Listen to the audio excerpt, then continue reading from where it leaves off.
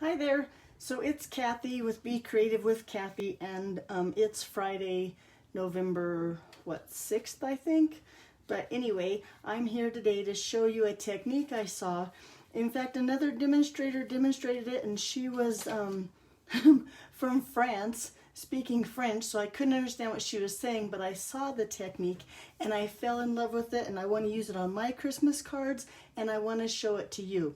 So this is what today's card is going to look like. And look how pretty that is.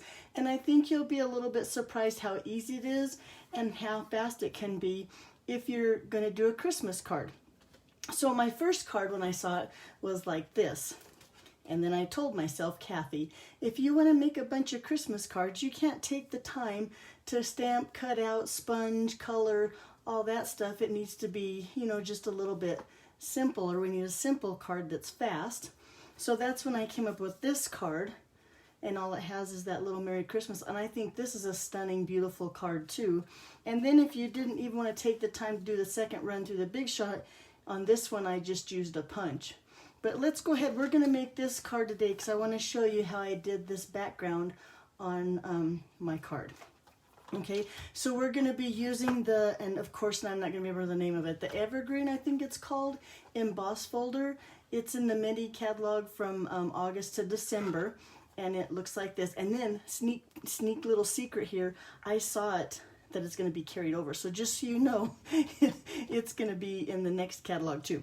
But anyway, and then we're going to use this Perfectly Plaid stamp set here. Love this stamp set. And come to find out, this was a last year carryover, right? And I've used this tree a bunch of times, but I've never used this tree.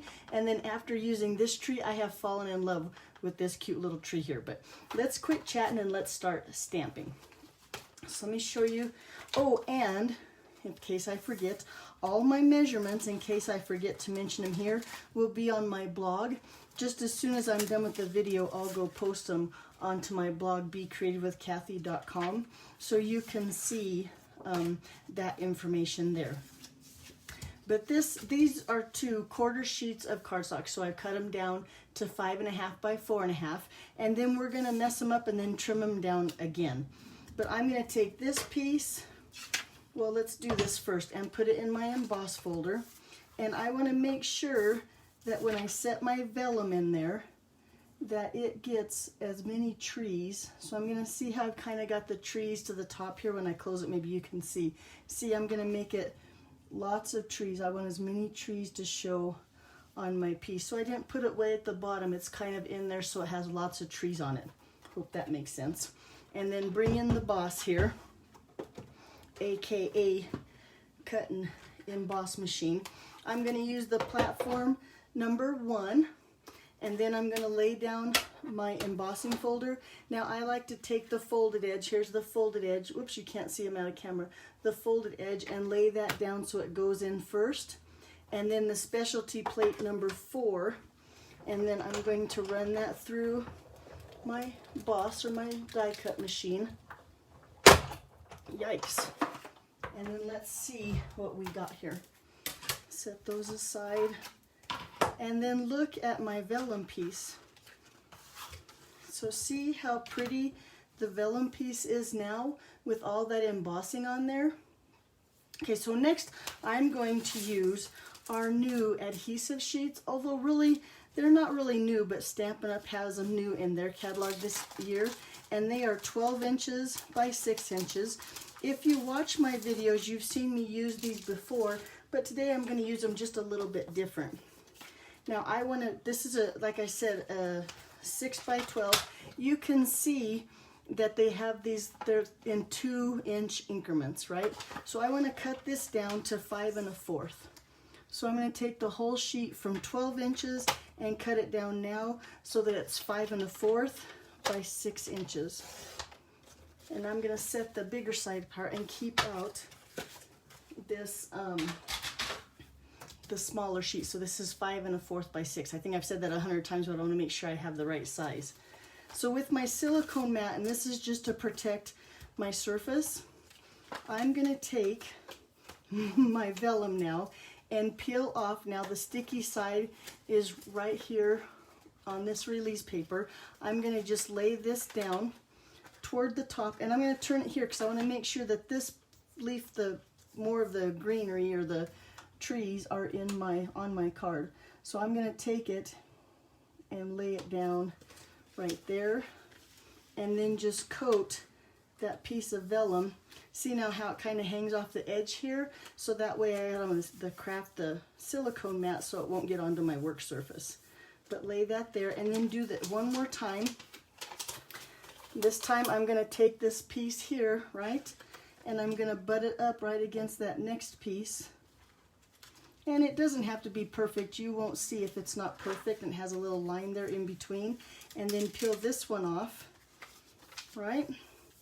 And coat that piece of vellum. And I'm going to give it a good rub. Let me find my bone folder here. I'm done with my silicone mat for now. And just make sure that I varnish that and make it really stuck to that vellum embossed piece. And it looks like that. How pretty that is, right? So now I don't think it's as pretty, but just wait till you see the next step and it's going to get even better. So then this is a piece of the gray granite cardstock. I'm going to take and peel this backing off, making sure that my adhesive is stuck to my vellum. Maybe I am. There it goes, yeah. And take this piece off, and this backing off. Nope, never mind. I'm not going to take that backing off yet. Come on, think about it. So I'm going to take this piece because now I can hold this and slide it into place where I want it on my cardstock, and it won't stick. And lay this down where I want it, and then lay that. And really, I should be on my silicone mat just in case it's over the edge. And now look how pretty that is. And then take this bottom piece and remove the back from it, like this. All that adhesive sticking to the vellum, and looky there. Look how pretty that piece of cardstock is. And now you can't see any of the adhesive behind the vellum. Is that not beautiful? It's not just me, you see it too, right? Now we need to cut this down to 4 inches by 5 1/4. So I'm going to see now this piece here kind of cracked and I don't like it. So I'm going to make sure I cut that piece off. And I'm going to cut off just a little bit. Let me use my trimmer here and cut that off. And then measure this. So now I want it to 4 inches because that would be the perfect layer on my card. Whoop, it moved, hang on. That's because it's almost 4 right now. There we go. 4 inches right there. There we go. Put that in the trash. And then, let's see which side I like better. I think I like this side better, so I'm going to trim this just a little bit off this edge. Just a little bit. And then make this one to 5 1/4. Because this is the perfect layer. Make sure I got it, yep, for your card base. So now, you don't see any edges, you don't see any, it's just white, pretty trees on your gray piece of cardstock. And tell me that's not pretty. So then let's do a little bit of stamping and just finish up our card. Because like I said, if you're doing a Christmas card, you want it to be fast and simple. You don't want to be spending a bunch of time, but then at the same time, you want it to have that little bit of wow. So I have some gray granite ink here and this little Christmas tree that I talked about in the plaid, what is it called? Perfectly Plaid stamp set. And I'm going to just ink him down there. How pretty that is, right? And then take the other little piece of his trunk, and I think it goes this way. I'm hoping I get my head in the camera. And ink down his little trunk. Throw my stamp across the room. And then with some real red, because we're using real red ribbon and real red rhinestones on the card, I'm going to just stamp my sentiment up here. Make sure I have it upside down.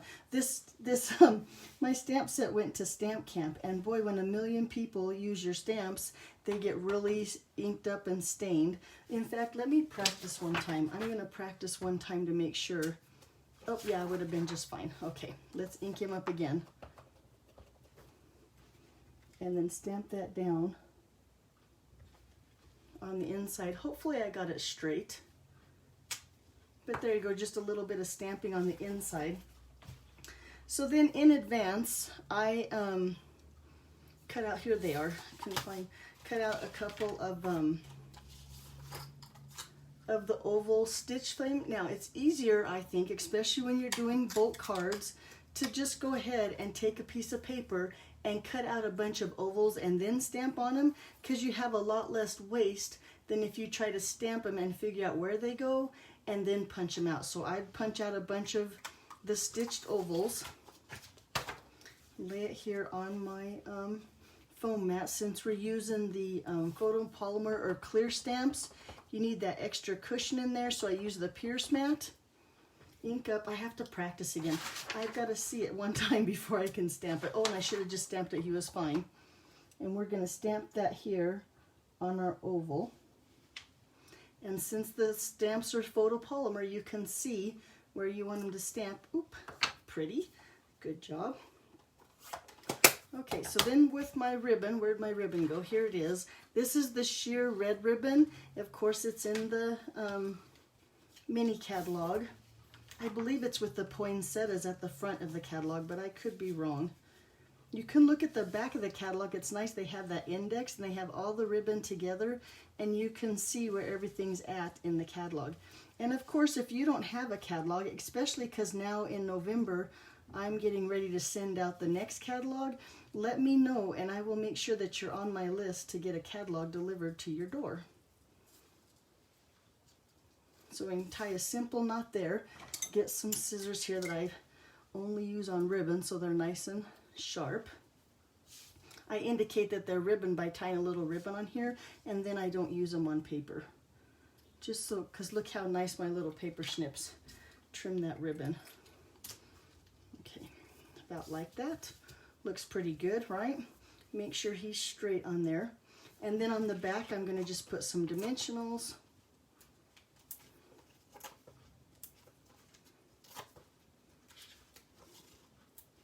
And then bring that card base back in here.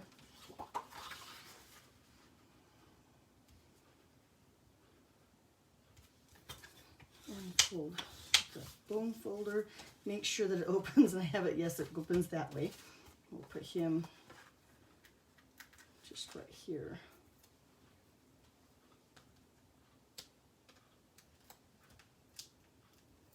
On the front of my card base.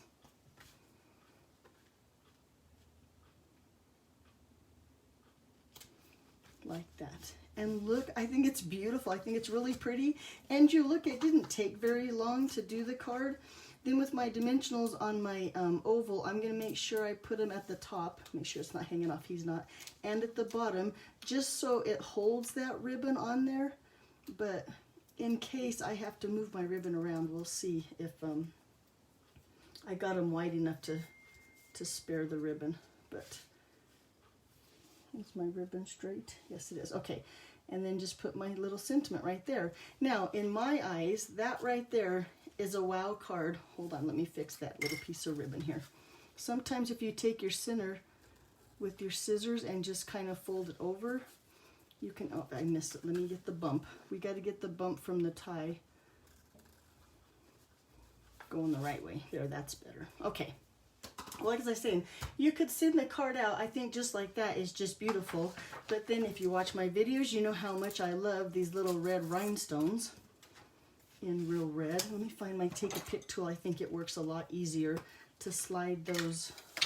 Wait, let me clean up too. Everything off the, yeah, that's better now. I have room to work. Okay, take this and you just slide it off of there. And then we're going to just slap, I'm going to do 5, I think, rhinestones. And with the rhinestones, you get like 220 in a package. So you could go hog wild. One more, right, I think, right there. Yeah, that looks pretty good. So there you go. There's my card. It was fast, it's simple, but wow. If you sent this as a Christmas card, people are going to remember it. And then next year, they're going to check their mail to see what you come up with if it's another wow card. So thanks for watching. Again, if you need the measurements, you can go on to my blog, Be Creative with Kathy. And if you don't have a demonstrator, I would love to be your demonstrator. You can order all the products at my online store, kathyhouse.stampinup.net, and be sure and use the host code for November. Thanks for watching. Ooh, one more thing. If you could do me a favor and you like what you saw, please share my video so your friends can see it too. And if you haven't liked my Be Creative with Kathy page yet, be sure and like my page. And if you're watching the repeat on my YouTube channel, please subscribe. There you go. Thanks again for watching. I hope you have a great weekend. We'll see you back here Monday about 1:30. Bye-bye.